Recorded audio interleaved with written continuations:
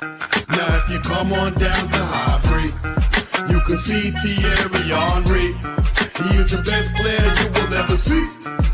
Thierry Henry. Now if you come on down to Highbury.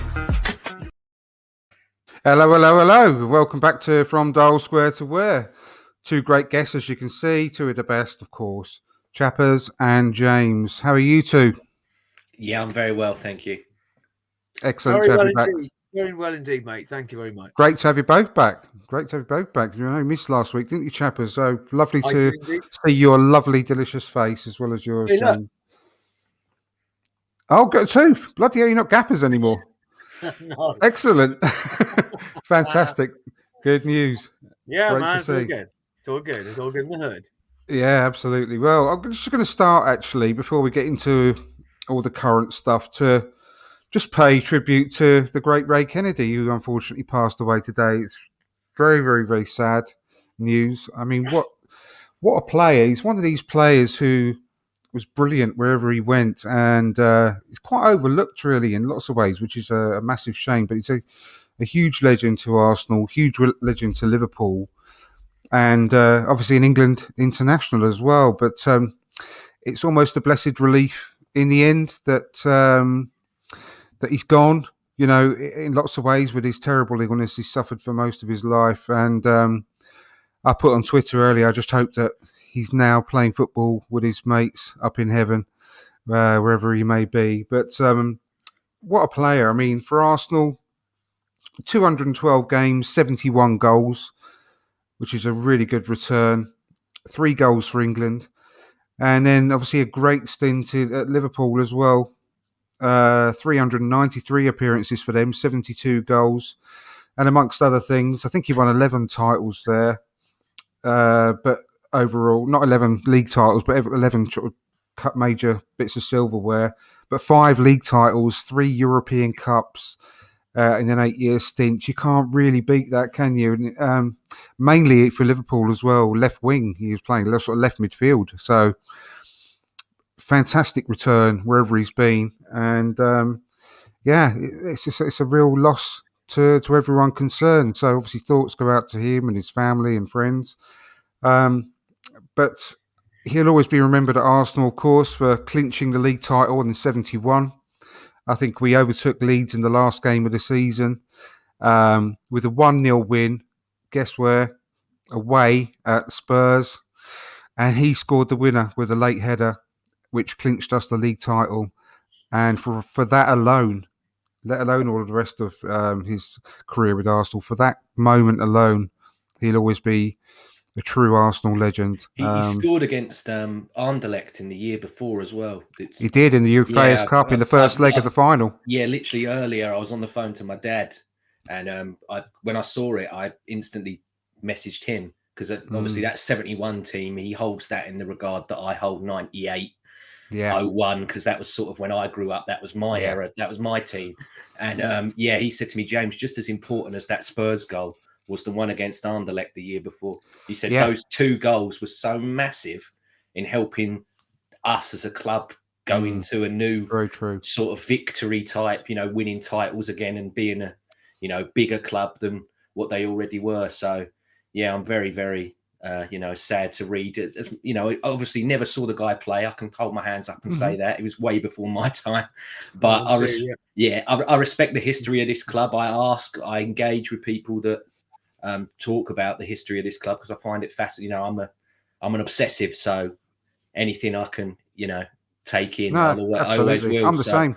Yeah. I mean, it's before my time as well, but you know, I've seen lots of footage of him play. Very, very good player. And you're exactly right to mention that, because I think he scored. I think we lost the first leg of the final 3-1, but he scored that 1 goal, and he didn't play in the second leg, but we won the second leg to win the whole tie 4-3. So without that goal he scored in the first leg, it's, you know, we wouldn't have won the European Fairs Cup, which is obviously now the Europa League.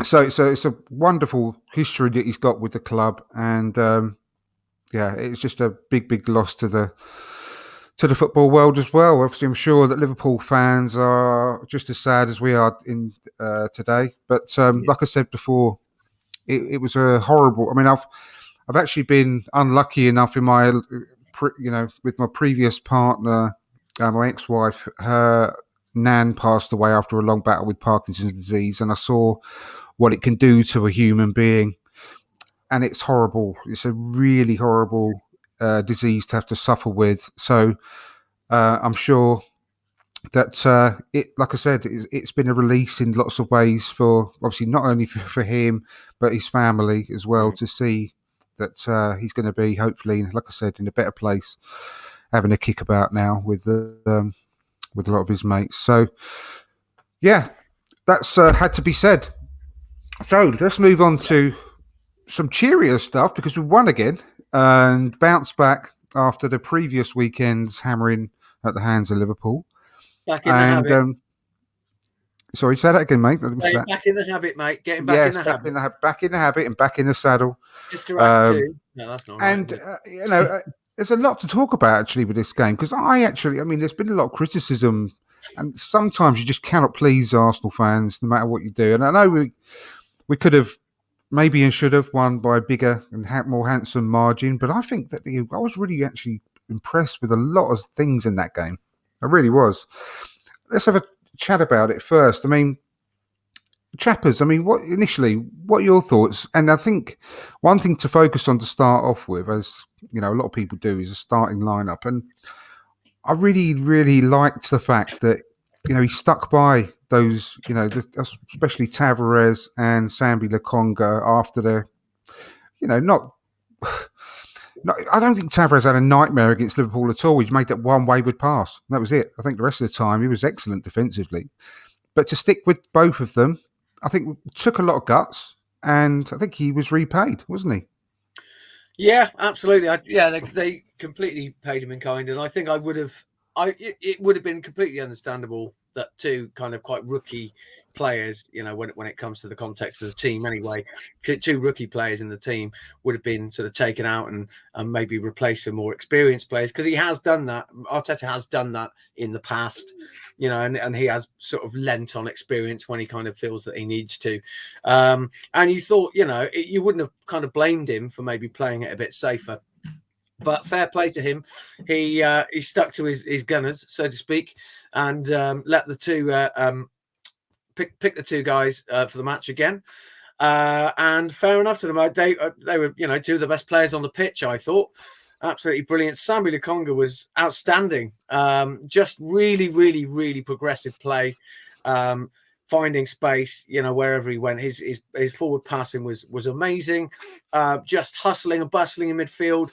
Getting busy, and Tavares absolutely rampant in the first half, wasn't he? He was just you couldn't stop him. He was like he'd had a rocket up his arse, and perhaps perhaps he was told to play a little bit more conservatively in the second half. But fair play to him.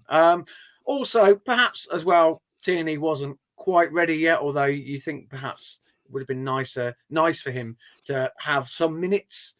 I think we're all kind of looking forward to his return to the team, aren't we? So those guys are great. I was also really, really pleased for the return of Martin Odegaard as well. Very excited about it, actually. I think he's a player that's really offers us quite a lot. And again, just gave a really different dynamic to the team, a team against a team that we're going to play how we thought they play, very defensively with a low block, and you just need that player that's able to make those passes and penetrate those defenses. So yeah, all in all, I was glad for all of those players to return, really. And it, like you say, it wasn't we could very much have won by a larger margin. But it was still a tidy win. I don't think we were that threatened. There was that a vampiric shot from Nosferatu, or whatever his name is. From Festa. John Shelby, sorry, yeah. Uncle Festa, yeah. Yeah. Which produced a brilliant save from Ramsdale. But all in all, I don't think we were too troubled. They did get us on the break a couple of times, but again, their only real dangerous player was kept quiet all afternoon.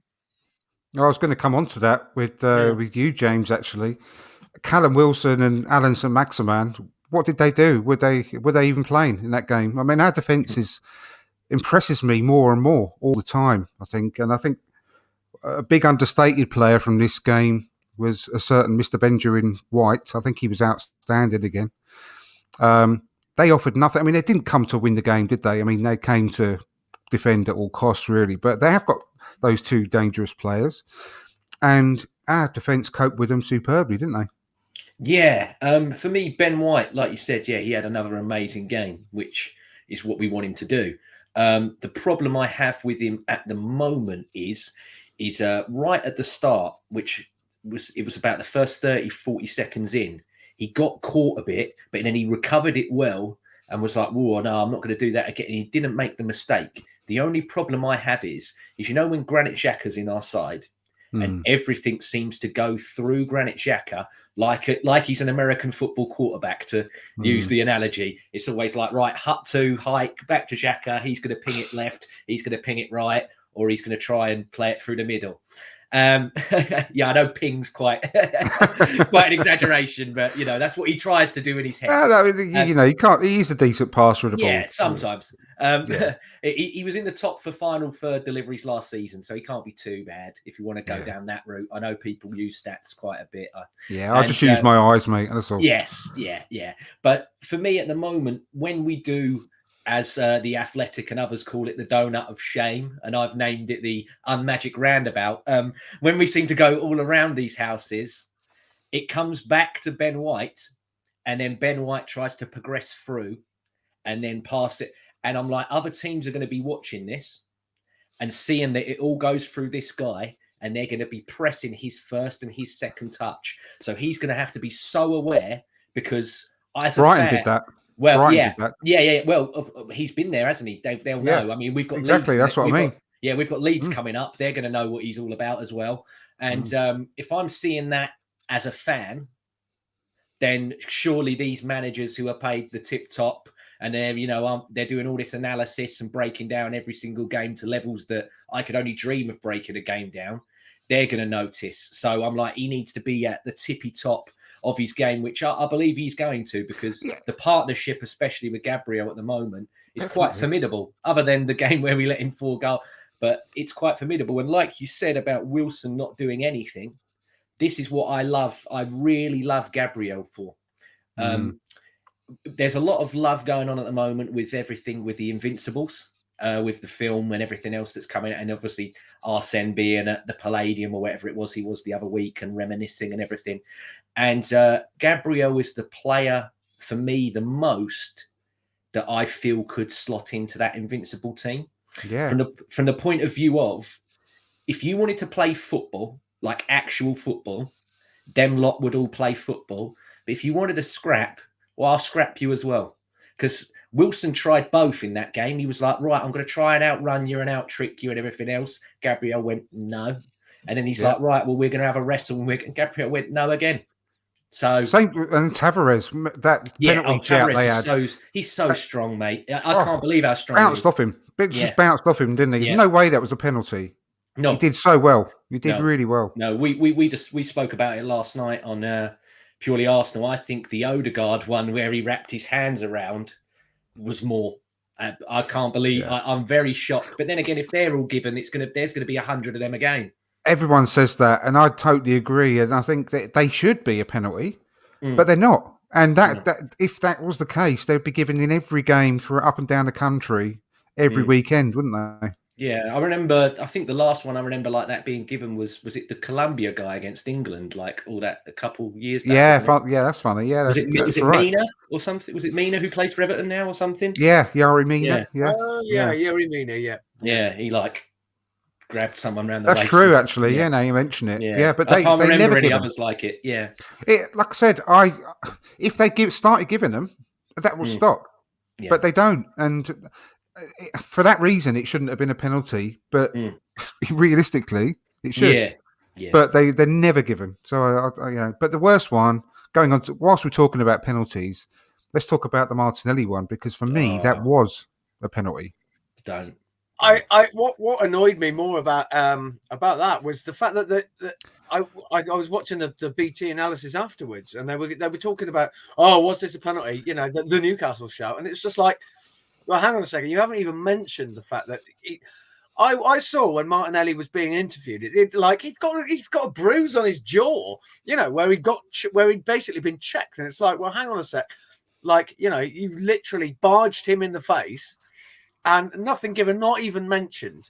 And I was quite frustrated about it. I've got one other question as well. What exactly does hut hike mean? That's what they yell, don't they? When they're 24, 22, 21 Yeah. or whatever. Hut, hut, Yeah. hut.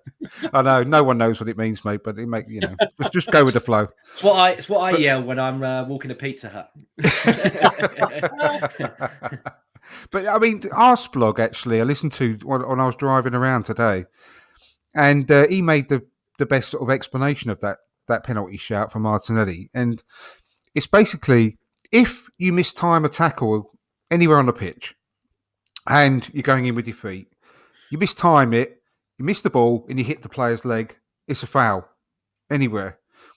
And if you have to use the same logic to that, what he did there, because he tried to shoulder barge him, mistimed it, hit Martinelli square in the face and the head. And you've got to be really careful about head injuries nowadays. Anywhere else on the pitch, it's a foul. So that's the best explanation of it, really. With regards to that, it should have been a penalty. I don't think there's any shout about that whatsoever. There was some analysis, I call it analysis, very loose, where they said that, it's towards the end of the game, they're already 2-0 down. For me, I don't care. Who cares?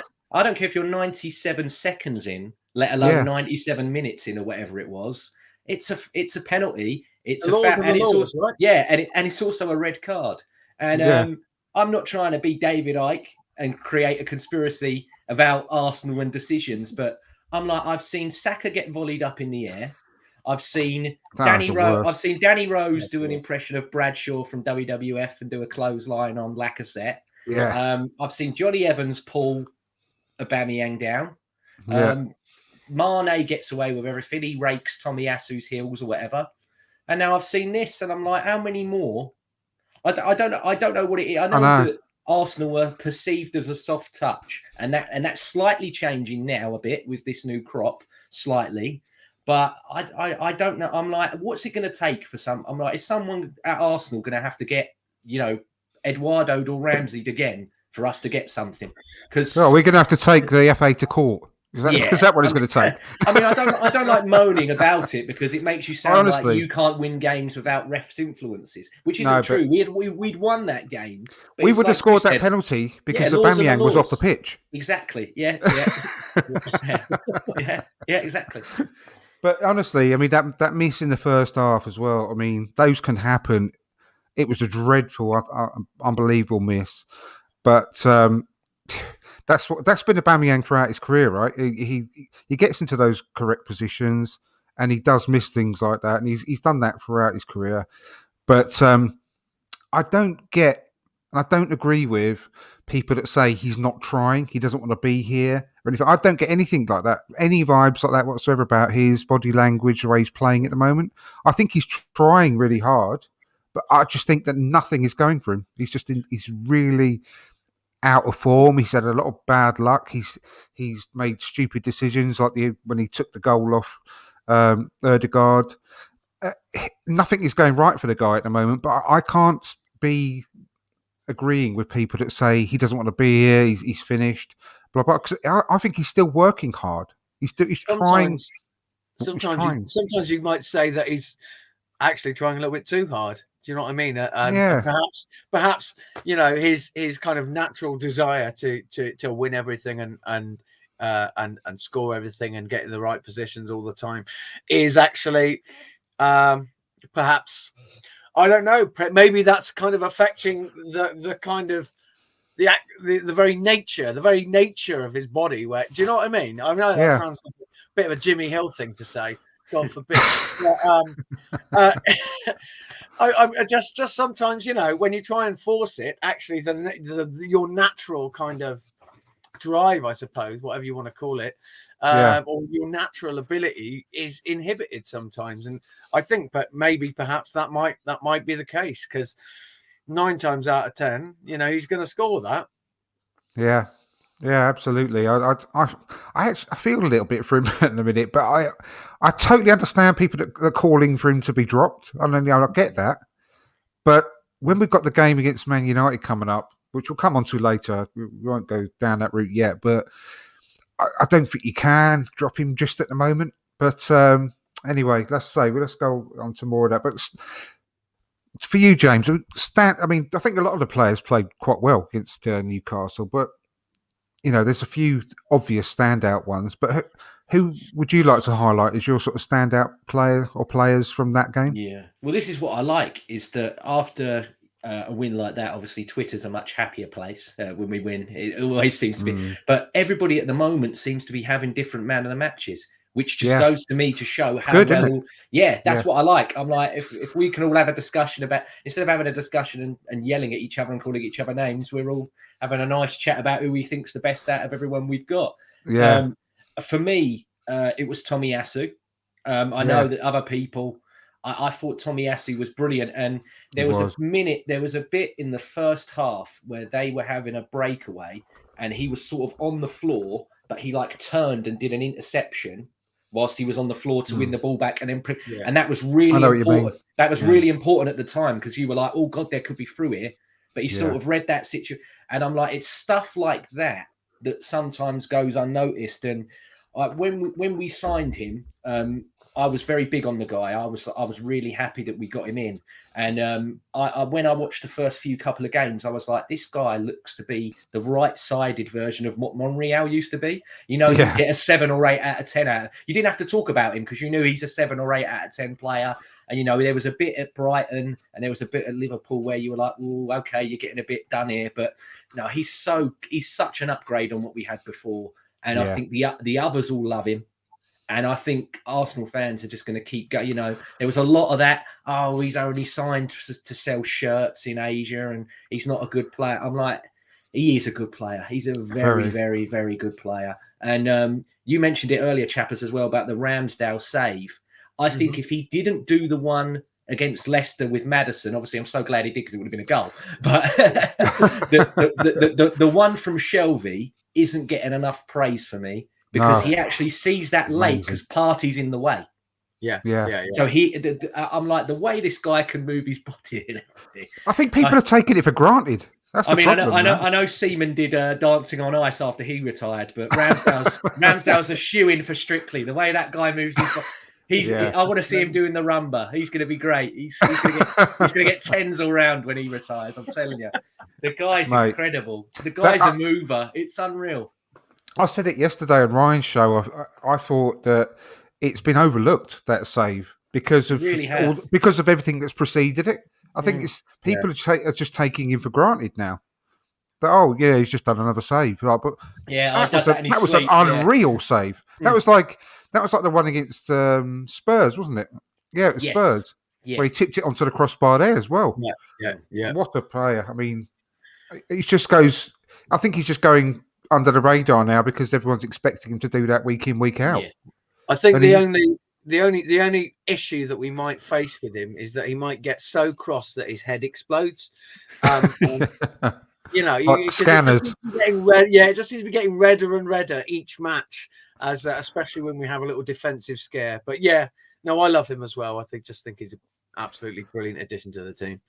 I bet you there's more goalkeeper shirts being bought for this Christmas for their kids than any time in the history of the club. You mean the Arsenal away shirt? Is that what you're talking about?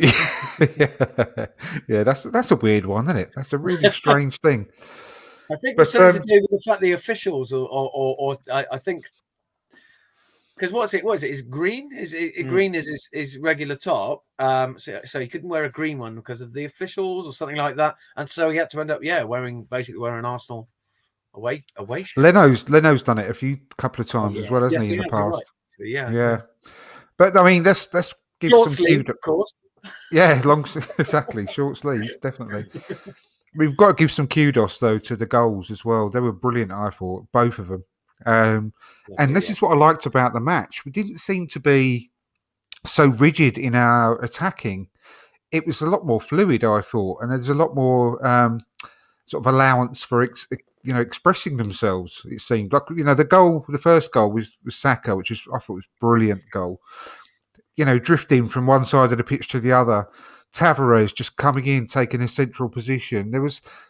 It seemed like they were let off the leash at last for me. And I know a lot of it didn't work out throughout the game. It wasn't perfect. There were some passes astray, but I thought overall the way that we played was really encouraging. And that first goal, both goals, I don't think they get enough credit from like the general football, the wider football public, really, because the ball from Tomiyasu was outstanding. Oh. You saw Martinelli make the run. I mean, making that run and pointing, and he literally got it on a sixpence, didn't he, for him? Yeah. But the finish was like over his shoulder. It's sort of almost like David Platt, in the Euros that time. But just cushioned perfectly. It's just beautiful, wasn't it? I mean, I don't know who wants to sort of take on any more talk about the goals. Either of you, more than welcome. But I thought they were brilliant. Well, I think what you were saying about the whole thing about expressive freedom is there was. I think that we were a little bit stifled to begin with, weren't we? And there was certainly I don't think we were. I think Arteta might have commented on that as well, that we weren't moving the ball quickly enough. But that really ramped up, especially from probably about 5 minutes before that Saka goal, actually. And I just loved the way they played so patiently. They didn't try to force the issue, and they were just knocking it about until they could find an opening. And finally, when they found that opening, it was really something else. It was, as you say, reminds you a bit of the Arsenal of old, and long may that continue. I think the more trust. I think he is beginning to trust his players a little bit more, and that is starting to pay dividends. And if they can carry on like this, then I think we've really got a good shout for at least the top six this season. If we can just keep playing that football and keep defending the way that we're defending, superb stuff. And like I say, from then on in, really, we were a little bit more clinical, and there was a bit more game management, should we say, involved in just kind of keeping Newcastle at bay and keeping them at arm's length. Yeah, I mean, that finish that Saka had, James. I mean, I when it came through, and I just thought, oh god, the angle's really tight here. Yeah. It's so many. How many times you see the keeper stick out a foot and save those shots? But the way that he finished it with aplomb, really, there was so much pace on that finish. It was just great to see, wasn't it? I was convinced that the goalkeeper was going to save it. Yeah, no. It's a top finish.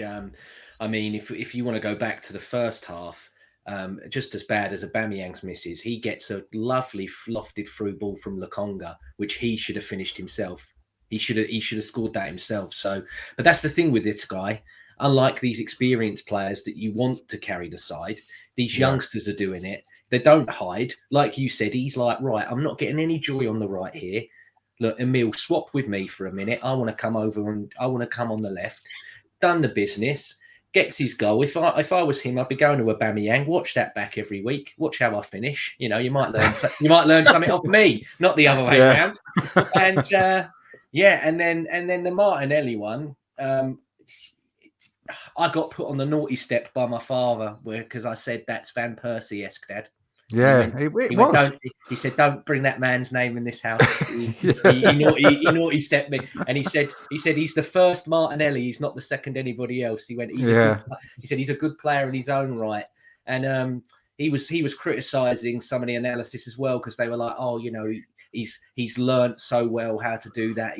And my dad's like, you don't learn. You don't. That you're born with that. That's a God-given talent. You can't learn to finish like that. You've either got that in your locker or you haven't got that in your locker. And he said to me, he's not even playing in his main position. He said he's on the right hand side. He's normally on the left or down the middle. So and I went, Dad, he's at a stage now where he'll play in goal if you ask him. He just wants to be on the pitch. I said he's had enough. And I'm telling you, he's looking at these other people going, I'm better than every single one of these, Mikel. Just trust me. Just trust my act. I mean, I was impressed at the fact that we know it's the right-hand side that and I love Pepe to bits, but I'm like, I think you're done now. Because if he's bringing on Martinelli on the right ahead of you, I think you are done. And do you know what? If Pepe has to go for Martinelli to emerge, then I'll swallow it, because I think Martinelli's going to be 10 times the player that Nicolas Pepe will ever be, sadly. And I'm a huge Pepe fan, but Martinelli's just there's these generational talents, as they call it at the moment, and I'm like, that guy's one of them. Like how Haaland frightens people, I put Martinelli in that category. I think if you gave a consecutive run for that kid, he will scare pretty much every defence in our league. Yeah, I think so. Well. I was just going to say, you can guarantee that every time we line up against Chelsea, that's the first name they're checking on the team sheet. He's Martinelli playing, but not me. Oh, I can feel a bit of a hammy coming on. I mean, if Saka's not injured for Thursday, then he 100% is in for me. 100%. I start him. No, me too. Everything you just said, I totally agree with. Same with Pepe. I'm on your boat with Pepe as well. I've been on record 100 times saying how much I enjoy watching him play. I love players that get me off my seat, and he's one of those. But I'd go and sacrifice him myself to the gods if it meant Martinelli's going to stay with the club and stay in the team for the next few years. It's just Martinelli is one of those special talents, and 100% you cannot teach that finish. That is something that you have inside you. That's a totally instinctive finish, and you don't go and learn that on the training ground. No, I totally agree with you. That's something you're born with, and I just think that the club have been really protective of him. I mean, that injury cannot be overlooked that he suffered last season. That was a really bad injury. Yeah. He probably could have come back loads of times since then. But I just think they've been doing a little bit of a Foden with him, like Man City did. And all the fans were calling for Foden to be put in the team. And they're saying, just hold fire. We know what we're doing. And I have got a bit more trust in everyone around the club at the moment that they're doing the right thing. I didn't have that trust before. But they're sort of buying that trust from me at the moment because of the fact they've gone out, completely changed the team. The 6 signings they've made are all in the starting lineup. They're all making a big difference. It seems like they know what they're doing at the moment. So I'm just sort of on the side of trusting them with what they're doing with Martinelli. But I think he is going to just explode onto the league at some point very soon. I just think he really is. Totally agree with you about every defender in the league will hate facing Martinelli. They really will. So I can't wait to see him sort of blossom before our eyes over the next 2, 1, 2, 3. You know how last to quote the late great George Michael, last Christmas when Smith Rowe when Smith Rowe come in against Chelsea and it sort of revitalised us for a bit. Yeah, I think it's Martinelli's Christmas year. I think he was part of that. Don't forget, he was in that team. Yeah, he was. Yeah, Aubameyang's going to go away to Cup of Nations. And Nketiah's probably going to be sold. Balogun might be loaned. Lacazette's a sort of grey area. I think he's probably going to go, I'll commit to you through January, but I'm defo going in the summer. But I'll give you everything until then. So Martinelli, for me, is either, in there as a winger or in there as the first backup forward. If Lacazette, we know that Lacazette can't go longer than 65 minutes, bless him. He gets a bit too tight. He ain't got the cardio in him. Exactly. That's coming from a man with terrible cardio. So don't take it as an insult if you listen, Lacazette. Here's a big part of the show, actually. Yeah, my favourite machine at the gym is the one where I put my 50p in and I get the Snickers or a Mars at the end. That's my favourite one. Yeah. No, I don't. They're all Have really you heard? small. They're all a lot Yeah. smaller than what you Yeah, get. they're only the fun sizes in the gym. Yeah, they're joking. Yeah. As well. Yeah, cheers. They're not as big as the marathons used to mate. be. No, definitely not.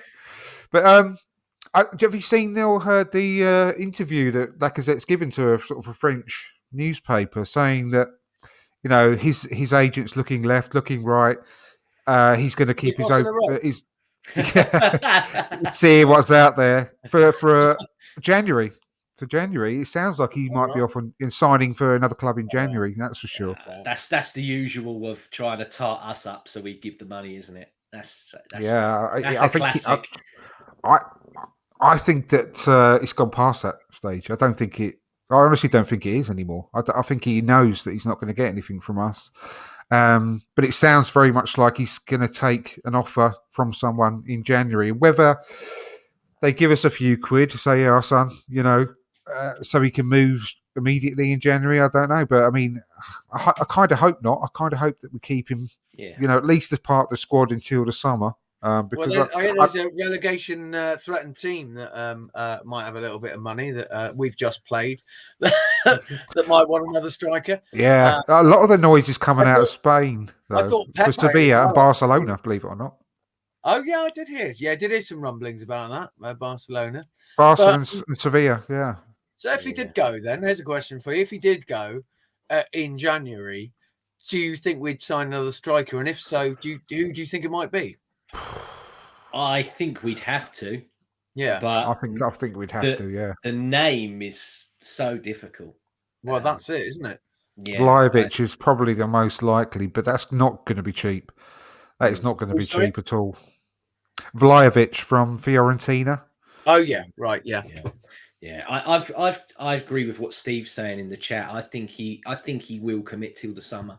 I think he'll go. Look, well, obviously, I'll give you until then, but I'm off after that. I don't. He can sign for someone in January. Yeah, but that's where he'll join him at the end of his contract. That's what I think. Yeah. No. We'll just have to, cut our losses there, because I think the strikers that you're going to get in the summer will be a lot more easier than the ones that you potentially. I mean, people go, well, Luis Suarez signed for Liverpool in January. I'm like, it's a great point, but there's not a lot of Luis Suarez. There's not that untapped Luis Suarez type player. We signed Ober in January, didn't we? And I think I heard on another podcast. I can't remember which one it was now. And it's a pretty good point actually that if it would be a better time to buy now to get a striker in January than it would be in the summer, where there'll be a lot more clubs sniffing about, with more money to spend, So it's such a big decision because we've not signed one yet. This will be the first, centre forward that Mikel and Edu have really gone for. So if they get this one wrong, that's because it's fascinating, really. It's going to be the guy that's going to lead our line for the foreseeable because Aubameyang's not, he's going to be 33 next season. So I'll go all out for Haaland in the summer. When he's got a 64 million pound release clause. I'm telling you now, if we get Champions League, swap in for Pepe. I'm not even being I'm not even being funny. I would definitely just give him like the release clause, put it on the table, and say, right, let's at least talk to him because his dad, his dad's got some beef with a lot of clubs. So he's not going to want to go to Man United, is he? Let's put it that way. No.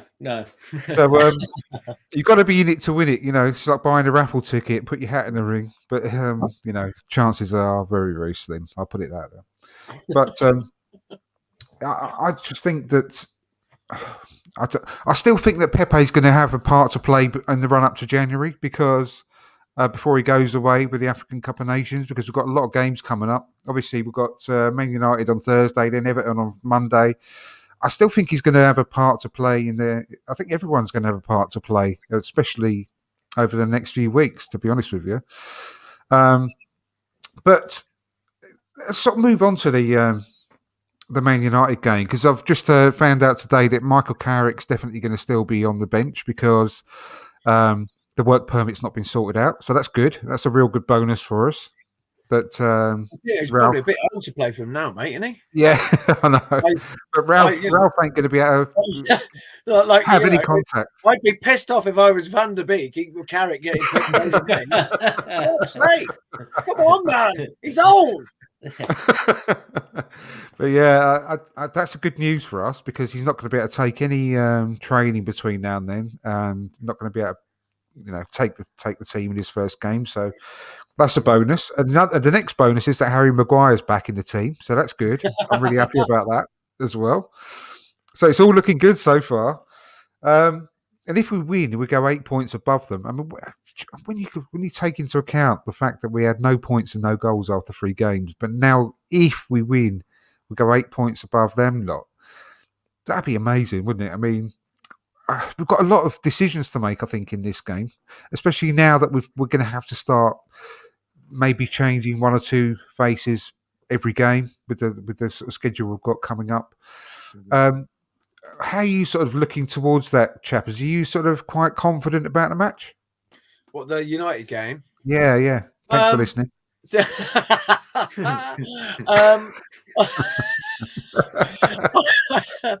I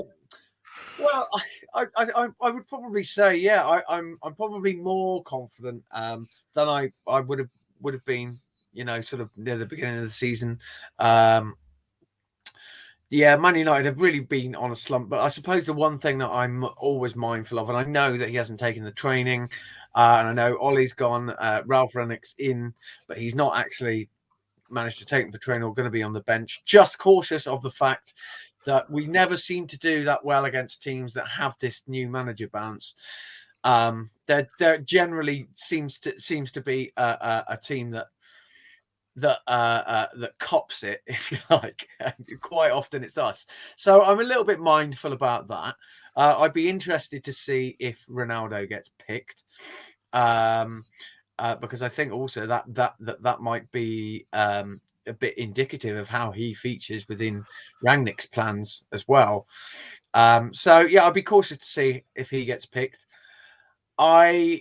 Like I say, I am a bit more confident. I think if our midfield put in a display and just put in the same kind of effort that we did against Newcastle, bear in mind, yes, Newcastle are a more inferior opponent, but I truly believe that on paper their midfield is far more inferior than ours. Ours is far more superior to theirs too.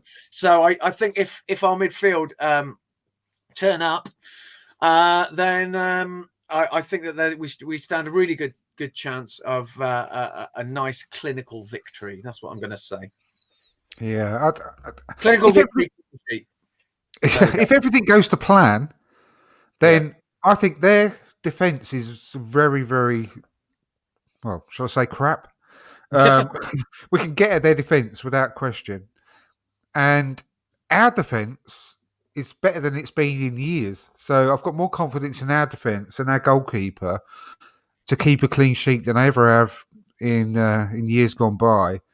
But things very rarely go to plan. And I mean, James, would you rather that they started with Ronaldo or not? And that's a really weird question to ask, isn't it? It's a really strange. Do you want Ronaldo in your team or not? One of the greatest players the world's ever seen, who can score a goal out of nothing, with very little, as Steve said there. If you gave me the choice now, I would rather him not start 100% for that reason that you've just said and Steve's just said.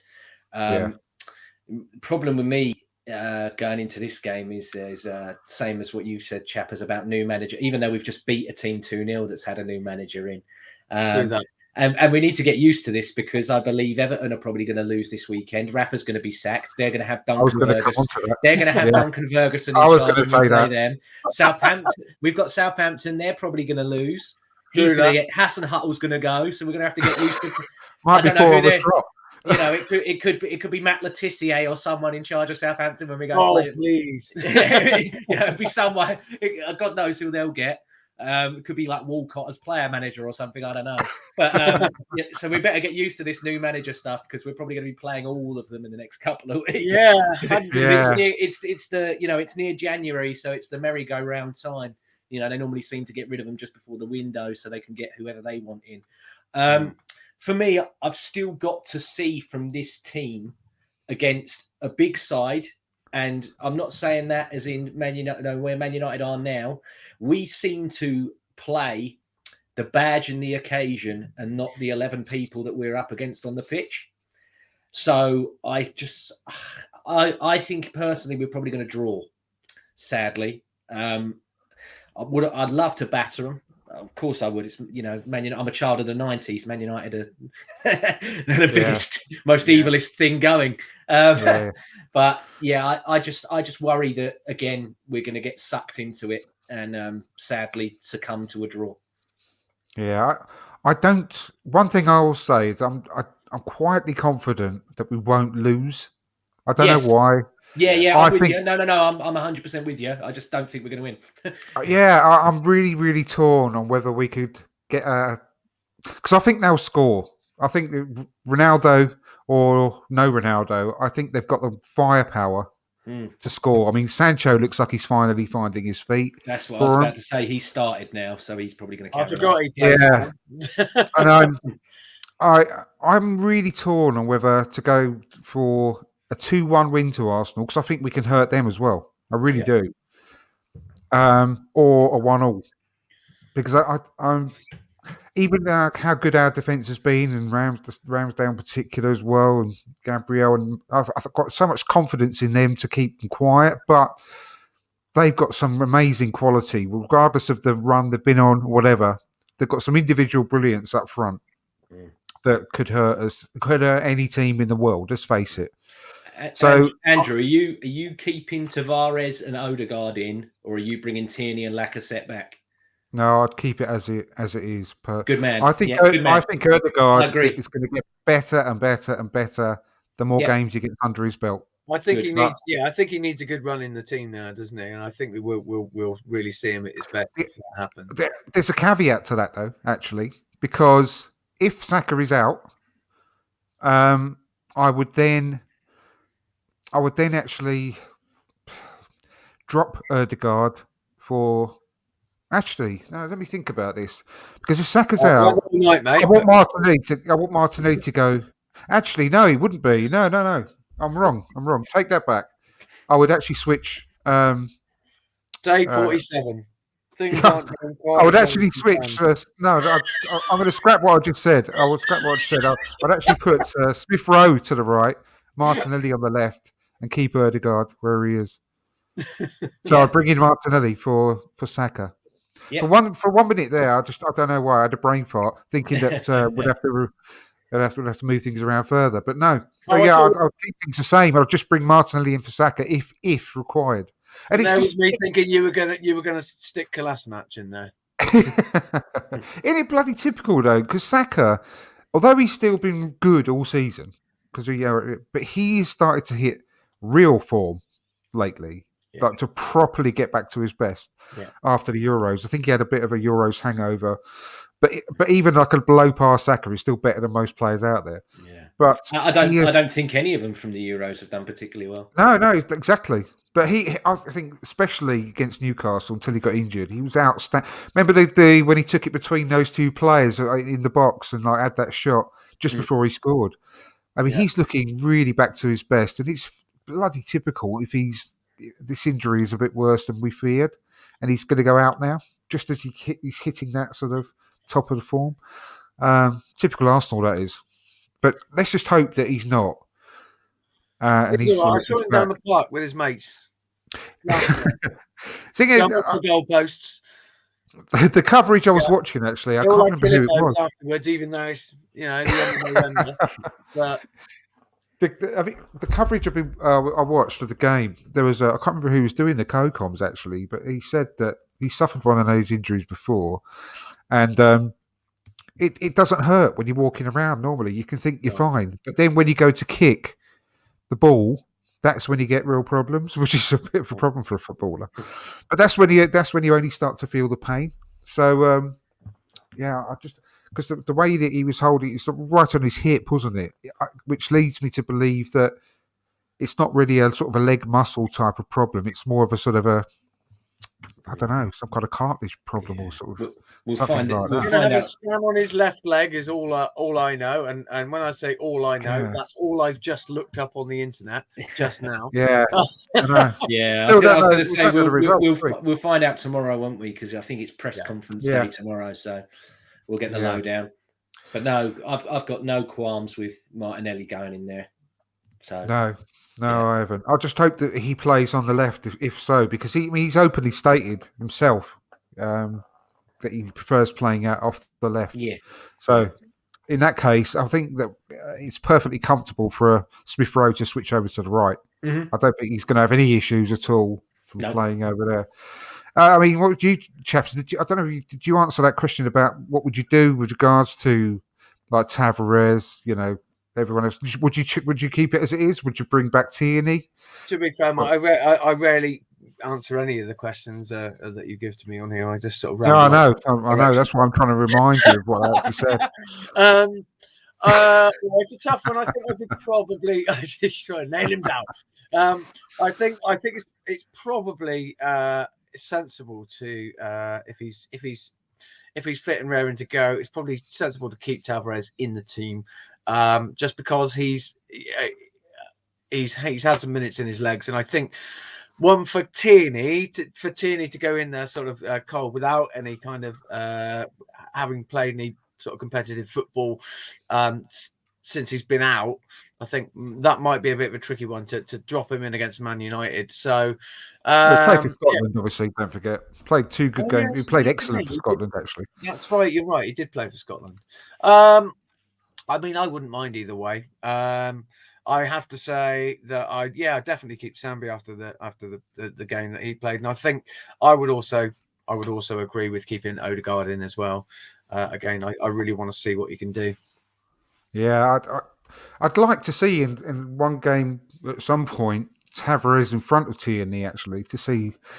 Especially, I think it would have worked, against Liverpool. I really do, because their right side is so strong with Terence Trent D'Arby, behind Salah. I think both of them would have worked really well to shut them both down. Hindsight's a good thing, but I would have liked to have seen that, to be honest with you. he's got the wishing well, mate. That's why. Yeah, I know, yeah. You're welcome, by the way. You're welcome. But we have fun here. Can you believe, though, that Tierney is no longer a starter after being so reliant on him, being one of the first names on the team sheet for so long when he's fit? He's no longer a starter. That's unbelievable, really. Yeah, but we've seen this happen before, and I don't think it's to the extent of the comparison I'm just about to make, but we saw Bellerin when he first come in and Sagna was there. Yeah. Sagna just, you couldn't get it back. Sorry. For me, regardless of who you are, I'm a merit man. And on merit, I think it was Debussy that got injured for Bellerin to come in, actually. I think it was. When Arnautovic smacked him and smashed his shoulder in. Yeah. He went over the hoardings. Yeah, you could be right. Yeah, it could have been Debussy. Yeah. I'm trying to remember. I've probably got that. I did get that wrong. Thanks. That's all right. No worries. No worries. I don't want all the hate mail to come in, obviously, to the show. I totally understand. No, every day's a school day, isn't it? Every day's a school day. But it's true though, because Debussy was actually playing really well at the time, and but it's same principle. Yeah, same principle. Yeah. But I think Tierney relishes it. I think he's like, okay, I'll work. I'll get there. I'll work harder and I'll earn it back. And he'll probably play against Everton because he might just go, it's short space of time. Like you said, we haven't really had 2 games a week much this season. It's getting into that time now, so. And it's getting cold. He loves the cold. Yeah, he does. Yeah. He would have played in Bolton, definitely. Yeah. He'd have been there at the weekend with them lot for Burnley doing snow angels in the middle of it. He would have been, exactly. Giving it all that. Yeah. That's what I mean. But what do you mean the game's called off? Exactly. I've packed my bag. I've packed my Tesco bag and everything. I've got my overnight bag here. Yeah. Come on, you wee soft shakes. That's it. One thing that it could potentially work as well is dropping Aubameyang for a little while, just to show him that he's not a starter just because he's the captain, just because he's a star striker. you have to play well to actually get your next start. And he's obviously not been in form. And when we did start that massive sort of comeback last Boxing Day against Chelsea, it was Lacazette that was surrounded by Martinelli, Smith Rowe, Saka, and they combined beautifully, didn't they? They played really well together. Yeah. And that's maybe just the only other option as to whether to keep the same team, like we've said, but swap out Aubameyang for Lacazette. Yeah, I mean, see, Lacazette's a big game player as well, isn't he? Let's if you're asking me what I want compared to what I think, it's just putting a devil's advocate. Just putting I 100. Yeah, for me again, merit. He's not scoring, and then for me, Aubameyang, if he's not scoring, what else does he give this team? Nothing. Sadly, he does work hard, and he is very, very helpful on the press. But if he's not scoring goals, he doesn't offer assists. He doesn't really offer link. I get what you're saying, but I'm going to have to disagree with that. Just because I think that if we're playing United, we really need some pace down the middle. And although Laka's no slouch, I think Aubameyang's far quicker. And 100%. When you're going up against Refrigerator Boy, you really want someone like Aubameyang running at him. I see what you're saying. I mean, I agree. Everyone should be picked on merit, but I think for this occasion, I think we're going to need him. I think we're going to need him. Yeah, there's nothing I'd love more for him to play and score. He needs it. Absolutely. For him to only have 4 in 13 is ridiculous. That's league wise. I know he scored that hat-trick against West Brom and everything else, but 4 in 13 for him is ridiculous. He needs way more than that. He's not been getting. I mean, I'm not making excuses for him at all, but it's, up until quite recently, he's not been getting the service, has he? At all. We've not been creative enough. We're not scoring enough. That's Alan Hansen in the opening to 3 Lions. 3 Lions. But it's true. We haven't been. We're bottom of the league table for chances created and all that sort of stuff. So it's weird, isn't it? Because we've simplified his game to all you've got to do is put the ball in the net, and that seems to have not helped him. We're not been getting it. When it was more that he had to run and do a bit more to get his goals, he seemed to be more prolific. Now that we've just literally gone, we'll surround you with all these shit hot young players that can piss through Cheerios and not get them wet. And all you've got to do is just put the ball in the net, and he's the one who's getting the piss on the Cheerios. He's ruining it. He's the one who's not doing it properly. Well, that is my analogy of the night. I love that. Yeah. You're welcome. That's why we have James on the show, ladies and gentlemen.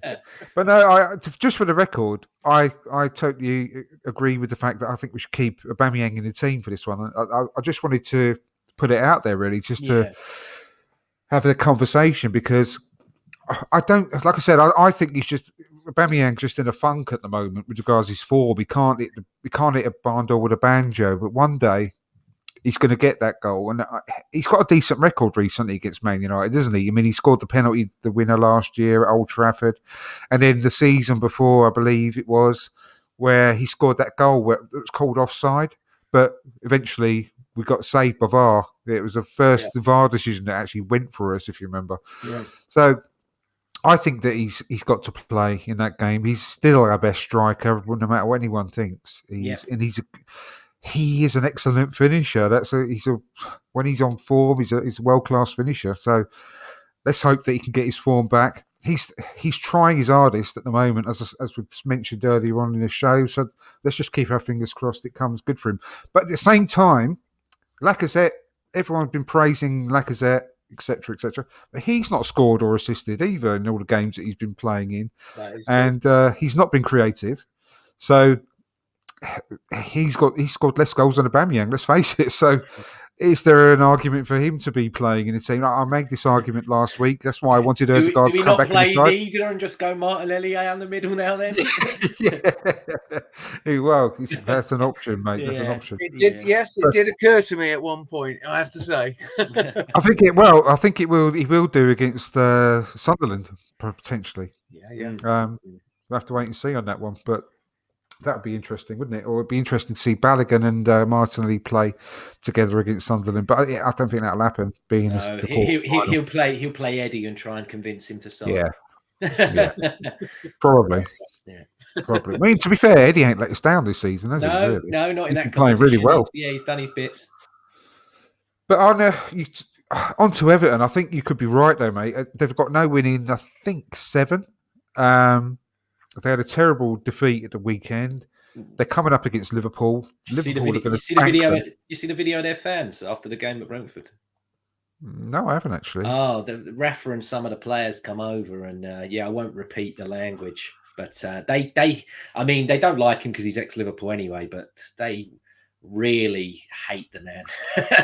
They were giving him both barrels. So, like I said, I think if they get tanked by Liverpool, which I think they probably are, I could see that by at least 3 or 4 goals there. I think he's done. I think he's done and dusted there, I'm afraid. Yeah, and that's the last thing we want. Because we know what I don't know why they didn't want to give him the job in the first place. Well, you never know. They might end up. Yeah, they'll end up with Ferguson as an interim and probably get Nuno Santo. They'll probably end up getting him. Yeah, merry-go-round. Exactly. Big hello to Terry, to Russ, to Steve in the chat. Thank you ever so much for contributing. It's great that you're here. Great to see you. But I'm fearing the fact that Big Dunk could be in charge for him, because remember when he took over last time, sprinting down the pitch, punching the air, and they're beating Chelsea 3-1. It's the last thing we need on Monday. All the players are going to get kicked to smithereens if that's the case. Yeah, I know, but it'll be a kill on sight job.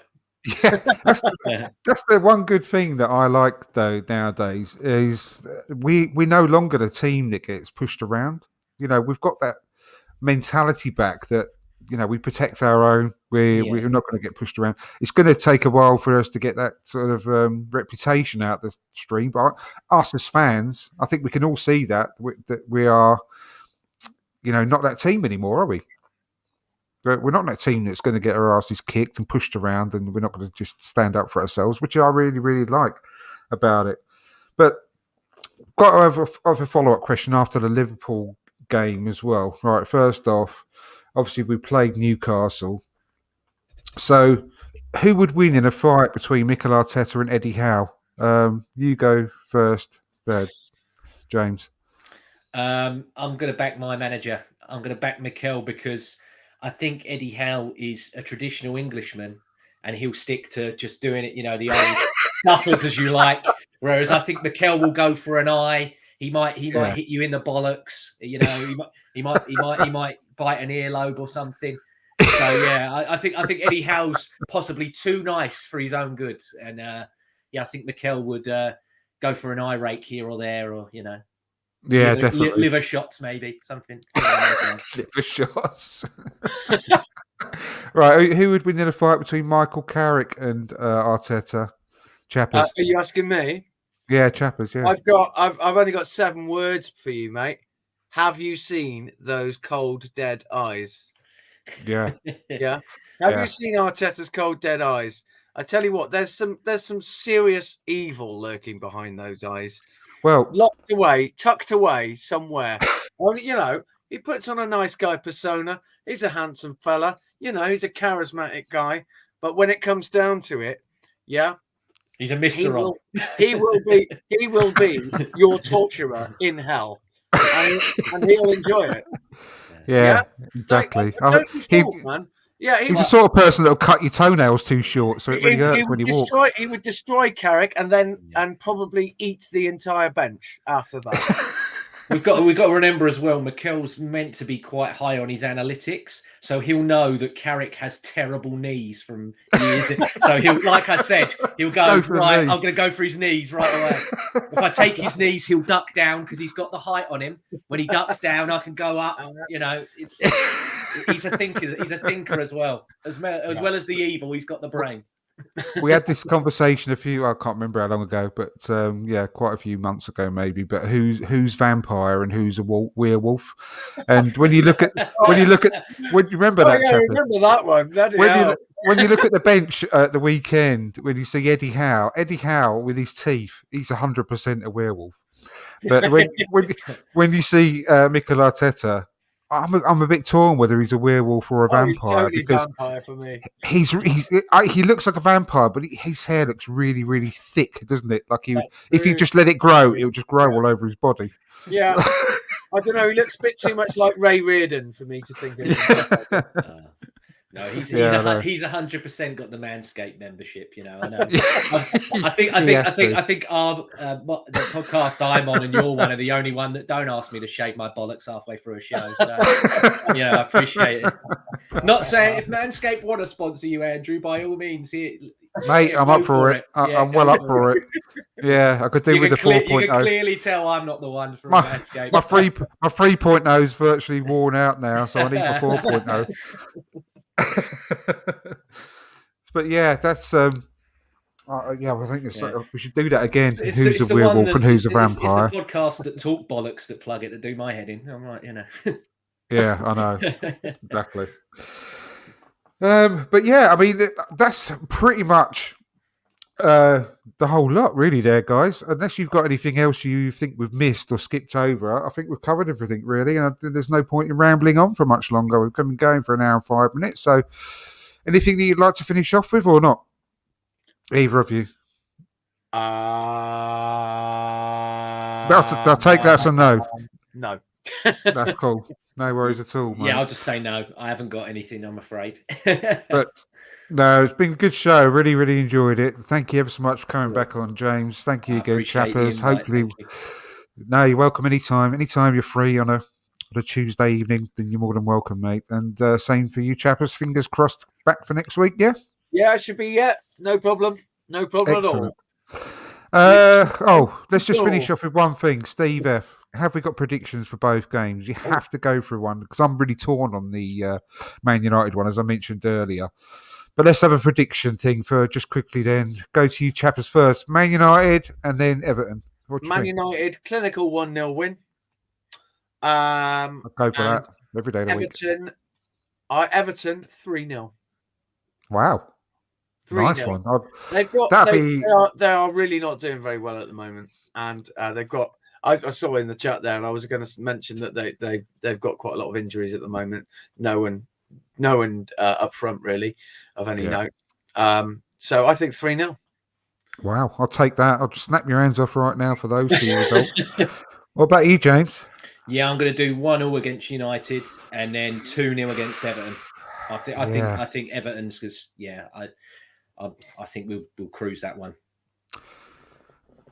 I'm really, really, really torn. I keep going. I'm going to go just to be different because I'm really torn on the 1-0 or 2-1. I'll go for the 2-1 win against Man United because I think we can hurt them there. But I think I'm going to agree with you, James, though, for the Everton game. I'm going to go 2-0 to Everton as well. I just hope that it's not Big Dunker up against because he always gets a tune out of that team.